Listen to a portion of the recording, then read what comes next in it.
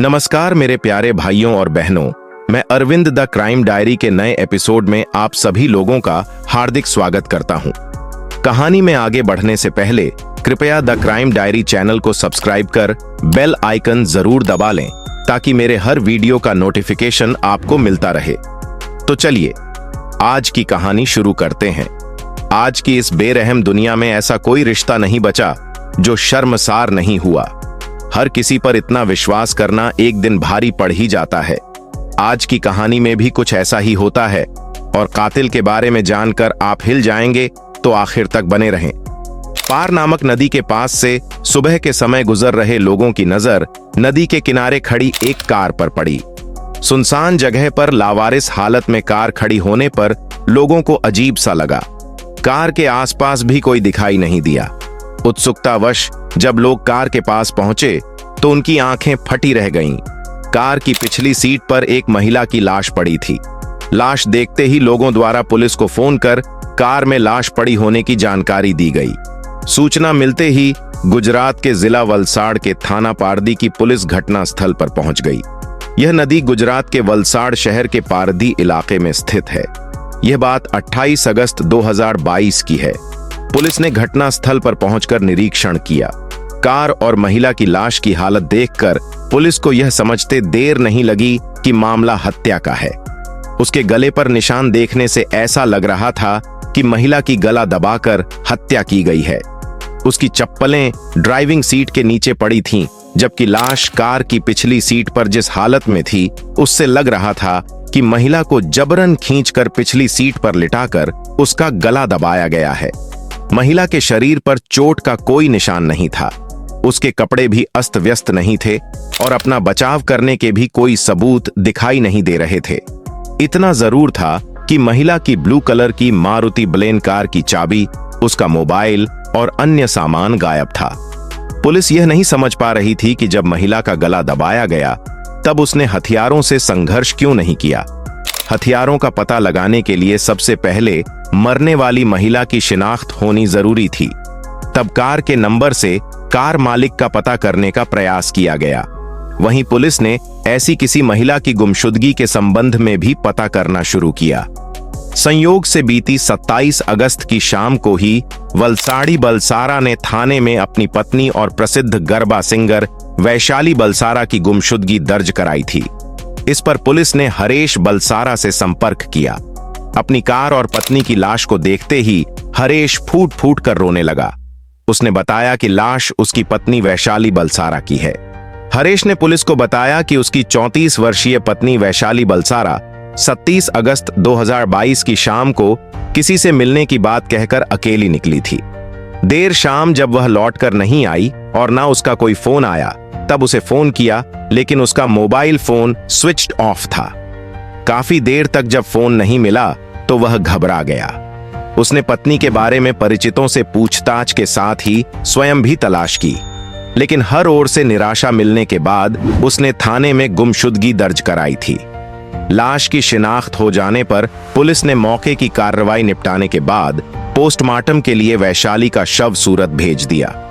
Forensic team ने घटनास्थल से जरूरी सबूत जुटाए। अब यह बात स्पष्ट हो गई थी कि मृतका वैशाली बलसारा है। पुलिस के सामने अब यह प्रश्न था कि वैशाली की किसी से क्या कोई दुश्मनी थी या उसकी शोहरत से किसी को जलन थी। वैशाली की हत्या कैसे, क्यों और किसने की? हत्या के संबंध में पुलिस पूछताछ में हरेश ने बताया कि जाते समय वैशाली बलसारा ने किसी से मिलने जाने और कुछ देर में लौट आने की बात कही थी। इससे ज्यादा वह कुछ नहीं बता पाया। गरबा गुजरात का एक प्रसिद्ध डांस है। गरबा की धुन ही अलग और गाने भी बेहद खास होते हैं। इसमें डांडियां लेकर लोग डांस करते हैं। इसी गरबा की जानी मानी बेहद खूबसूरत गुजरात के वलसाड़ी रहने वाली लोक गायिका वैशाली बलसारा की पहचान हो जाने के बाद पता चला कि मृतिका वैशाली जहां मशहूर गरबा सिंगर थी, वहीं उसका पति हरेश बलसारा म्यूजिशियन था। वह कार्यक्रमों में गिटार बजाता था। दोनों ही संगीत की दुनिया के लिए जाना पहचाना चेहरा थे। वे गुजरात, मुंबई के अलावा विदेशों में भी शो करते थे। मशहूर गरबा सिंगर की हत्या की खबर मिलते ही वलसाड़ में सनसनी फैल गई। पोस्टमार्टम रिपोर्ट से भी स्पष्ट हो गया था कि वैशाली की हत्या उसकी गला दबाकर की गई थी। हथियारों का उद्देश्य केवल वैशाली की हत्या करना था। यदि हत्यारे चाहते तो कार भी ले जा सकते थे। अब सवाल यह था कि वैशाली का कत्ल क्यों किया गया? क्या वैशाली की प्रॉपर्टी के लिए हत्या की गई या कोई अन्य कारण था? पुलिस ने जांच का काम शुरू किया। हत्या के खुलासे के लिए पुलिस की 6 टीमें बनाई गईं। सबसे पहले पति पत्नी के संबंधों के बारे में जानकारी जुटाई। हरेश और वैशाली की शादी साल 2011 में हुई थी। दोनों की एक बेटी भी है, जबकि हरेश बलसारा के पहली पत्नी से भी एक बेटी थी। इस समय हरेश और वैशाली अपनी दोनों बेटियों और माता पिता के साथ रहते थे। परिवार में किसी तरह की कोई समस्या नहीं थी।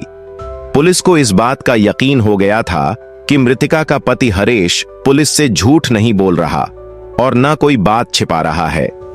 अब वैशाली के कत्ल में पुलिस ने गहराई से जांच का काम शुरू किया। कातिल का पता लगाने के लिए पुलिस ने आसपास के सीसीटीवी कैमरों को खंगालना शुरू किया। पुलिस ने अनेक लोगों से पूछताछ की। करीब 100 से अधिक सीसीटीवी कैमरों की फुटेज की जांच की। इस जांच के बाद पुलिस को एक बड़ा सुराग मिला। इससे यह भी पता चला कि आखिरी बार जिंदा रहते हुए वैशाली को एक महिला दोस्त बबीता कौशिक के साथ देखा गया था। अब पुलिस ने बबीता की कॉल डिटेल्स निकाली। उसकी कॉल डिटेल्स भी चेक की। इससे यह स्पष्ट हो गया कि जब वैशाली की हत्या हुई तब उसके साथ बबीता भी थी, यानी हत्या की वह चश्मदीद थी। बबीता के बारे में पुलिस ने जानकारी जुटाई। पुलिस को पता चला कि बबीता इस समय 8 माह से अधिक की गर्भवती है। ऐसे में मानवीय पहलू को देखते हुए उससे पूछताछ करना बेहद ही मुश्किल था। पुलिस के सामने यह चुनौती भी थी कि बबीता से पूछताछ के दौरान यदि स्वास्थ्य संबंधी कोई परेशानी हो गई तो उसके गर्भ में पल रहे बच्चे को भी नुकसान हो सकता था। बबीता के 10 साल का एक बेटा भी है। ऐसे में पुलिस ने सभी बातों का ध्यान रखते हुए एक नई और अनोखी तरकीब निकाली। पुलिस ने सबसे पहले डॉक्टरों की एक टीम बनाई। फिर बबीता के घर जाकर पुलिस ने उसे बताया, आपकी दोस्त वैशाली बलसारा की हत्या हो गई है। जांच में पाया गया है कि आखिरी बार वैशाली की आपसे बात हुई थी, इसलिए आपसे इस संबंध में कुछ जानकारी करना चाहते हैं ताकि आपकी दोस्त के हत्यारों को शीघ्र पकड़ा जा सके। इसके साथ ही पुलिस ने बबीता को डॉक्टरों से भी मिलवाया ताकि उसे यह न लगे कि उसे किसी तरह की परेशानी होगी। इस तरह बबीता को भी पुलिस पर भरोसा हो गया।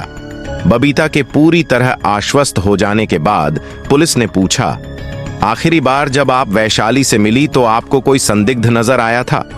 तब बबीता ने पुलिस को उलझाने का प्रयास किया, इसलिए झूठ बोलते हुए कहा, हाँ, आखिरी बार जब मैं मिली थी तो वैशाली के साथ 2 और लोग भी थे, जिनमें एक को वह सामने आने पर पहचान सकती है। इस पर पुलिस ने कुछ संदिग्ध लोगों के सीसीटीवी फुटेज दिखाए। इसके अलावा भी कुछ संदिग्धों के फोटो दिखाए।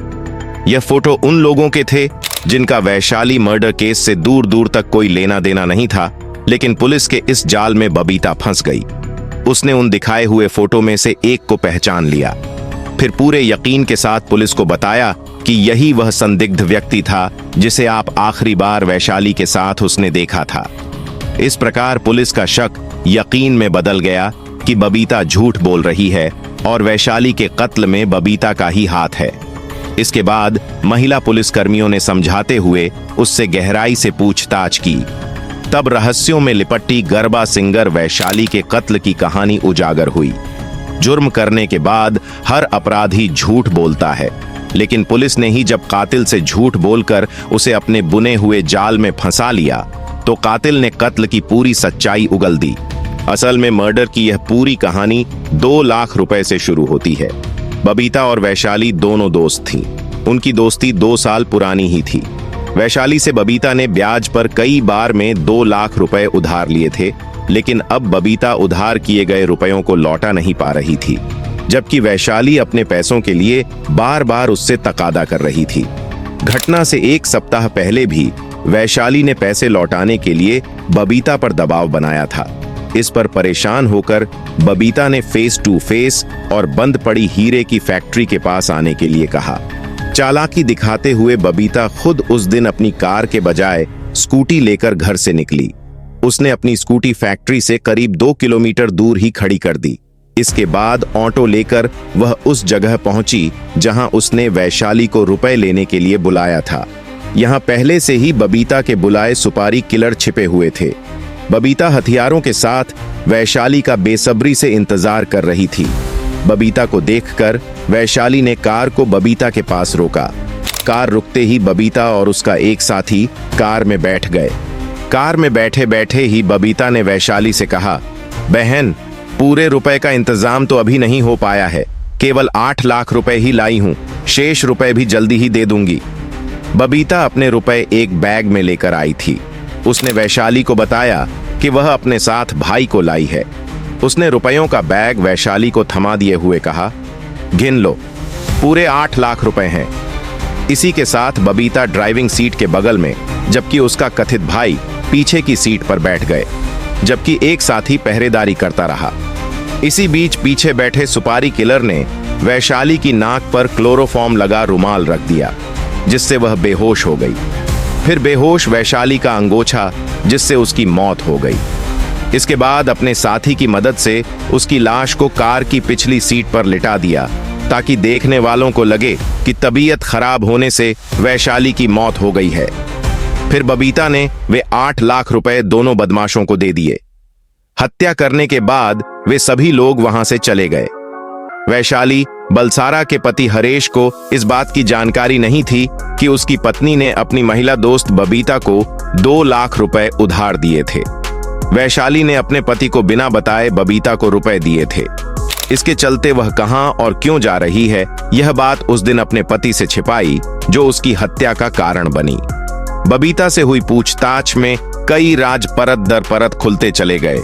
बबीता के जानकारी देने पर पुलिस की एक टीम ने पंजाब के लुधियाना जिले के बसिया गांव से वहां के रहने वाले सुखविंद्र सिंह उर्फ सूखा भटनी नाम के सुपारी किलर को गिरफ्तार कर लिया। गिरफ्तार आरोपी सूखा ने पुलिस को हत्या की पूरी सच्चाई बताया कि घटना से सप्ताह भर पहले ही बबीता ने हत्या का फैसला लिया था। उसने हम लोगों से किया। घटना से एक दिन पहले पंजाब से हम लोग ट्रेन से सूरत आए और एक होटल में रुके। अगले दिन वे ट्रेन से वलसाड़ पहुंचे, जहां बबीता उन्हें लेने आई थी। वहां सभी ने मिलकर वैशाली की हत्या की आखिरी साजिश रची। इसके बाद वैशाली को मारने के लिए जगह चुनी। योजना के अनुसार बबीता ने रुपए देने के लिए वैशाली को फोन किया और उस जगह पर बुलाया। सुपारी किलर रिक्शे से मौके पर पहुंचे। उनके पहुंचने के बाद बबीता ऑटो से तथा कुछ देर बाद वैशाली कार से वहां पहुंची। कार में वैशाली को क्लोरोफॉर्म सुंघाकर बेहोश करने के बाद हत्यारों ने उसे कार की पिछली सीट पर लिटाकर अंगोछा घोंट दिया, जिससे उसकी मौत हो गई। पुलिस जांच में यह बात भी सामने आई कि हत्या से पहले बबीता ने सुपारी किलर्स को गुजरात में आने के लिए किराए के पैसे और सूरत के एक होटल में ठहरने के पैसे के जरिए दिए थे। पुलिस ने जांच के दौरान वैशाली की हत्या जिस अंगोछा मद कर लिया, वह सुखवीर का था। गुजरात की जानी मानी गायिका वैशाली हत्याकांड में वलसाड़ और पारदी पुलिस ने बड़ी सफलता हासिल करते हुए पंजाब के लुधियाना से सुपारी लेकर हत्या करने वाले आरोपी को गिरफ्तार कर लिया। पुलिस पूछताछ में इस किलर ने खुलासा किया कि वह और बबीता पिछले 11 सालों से सोशल मीडिया के जरिए संपर्क में थे। बबीता ने उससे संपर्क किया और यह झूठ बोलकर अपनी दोस्त वैशाली की हत्या कराई थी कि वैशाली की वजह से उसका पति से तलाक हो गया था। इस पर कॉन्ट्रैक्ट किलर ने वैशाली की हत्या की सुपारी ले ली। आरोपियों ने वैशाली की हत्या के बदले मिले रुपयों से महंगी चीजें खरीदी। इसके साथ ही हाथों पर महंगे टैटू भी बनवाए। यह भी खुलासा हुआ कि आरोपी लंबे समय से पंजाब में कोई काम नहीं कर रहे थे। पुलिस ने इस अपराध के सभी सबूत ढूंढ लिए हैं। एक कहावत है कि पैसा इंसानी रिश्तों का कातिल है। आज के दौर में पैसों के लालच ने आदमी को ऐसा अंधा कर दिया है कि उसे कोई रिश्ता नजर ही नहीं आता है। यह एक ऐसी ही कहानी है जिसमें एक दोस्त ने अपनी दूसरी महिला दोस्त की सिर्फ इसलिए हत्या करा दी ताकि उसे उधार की रकम वापस नहीं करनी पड़े। वलसाड़ जिला पुलिस ने राज्य के बाहर एक अभियान चलाकर एक सुपारी किलर को गिरफ्तार कर लिया। पुलिस ने महिला किलर बबीता कौशिक और उसका साथ देने वाले कातिल को भी गिरफ्तार कर लिया है। दोस्तों, ये थी आज की द क्राइम डायरी की एक दर्दनाक कहानी।